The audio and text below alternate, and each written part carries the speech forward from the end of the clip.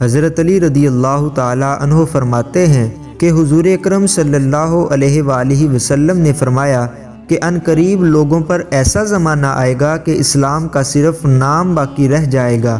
اور قرآن کی صرف رسم باقی رہ جائے گی۔ ان کی مسجدیں نقش و نگار ٹائل وغیرہ سے آباد ہوں گی اور ہدایت کے اعتبار سے ویران ہوں گی۔ ان کے علماء آسمان کے نیچے رہنے والوں میں سب سے زیادہ برے ہوں گے۔ ان علماء سے فتنے پیدا ہوں گے اور پھر ان میں واپس آ جائیں گے۔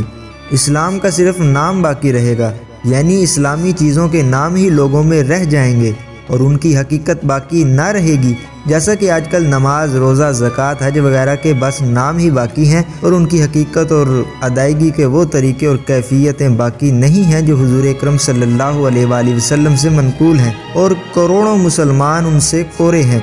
قرآن پاک صرف رسماً ہی پڑھا جاتا ہے اور اس کے الفاظ اور خوش الحانی کا تو خیال ہے، مگر اس کے معنی پر غور کرنا اور اس کی منع کی ہوئی چیزوں سے بچنا تو مسلمان کے تصور میں ہی نہیں۔ مسجدیں زیب و زینت سے خوب آراستہ ہیں، آرام و راحت کی چیزیں مسجدوں میں موجود ہیں، مگر ہدایت سے خالی ہیں۔ مسجدوں میں دنیا کی باتیں، طعنے، غیبتیں بے دڑک ہوتی ہیں اور امام و مؤذن تو مسجدوں کو گھر ہی سمجھتے ہیں۔ علماء کے بارے میں جو یہ ارشاد فرمایا کہ علماء سے فتنے نکلیں گے اور ان میں واپس آ جائیں گے، اس کا مطلب یہ ہے کہ علماء بگڑ جائیں گے اور رشد و ہدایت کی راہ چھوڑ دیں گے تو عالم میں فتنہ ہوگا، پھر اس کی زد میں علماء بھی آ جائیں گے، اور یہ بھی مطلب ہو سکتا ہے کہ علماء دنیا داروں اور ظالموں کی مدد کریں گے اور پیسے لینے کے لیے دنیا داروں کی مرضی کے موافق مسئلے بنائیں گے، فتوے دیں گے، اور پھر دنیا دار ان کا مزاج ٹھکانے لگائیں گے۔ ابن ماجہ کی ایک روایت میں ہے کہ حضور اکرم صلی اللہ علیہ وآلہ وسلم نے ارشاد فرمایا،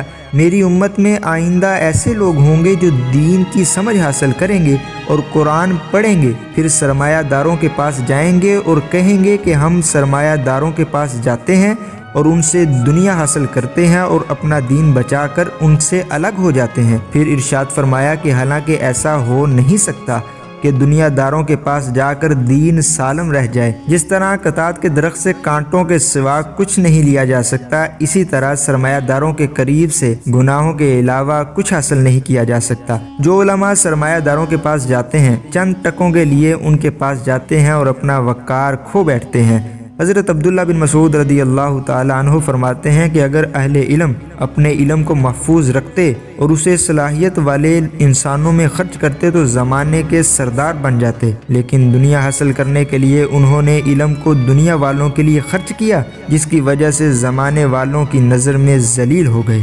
دوسرے انسانوں کی طرح آج کل کے علماء بھی فکر آخرت سے خالی ہو گئے ہیں اور اس فانی زندگی کو اپنے علم کا مقصد بنا رکھا ہے۔ سیاسی لیڈر بننے، شہرت حاصل کرنے، پیسے کمانے، جوڑنے میں سرگرم ہیں۔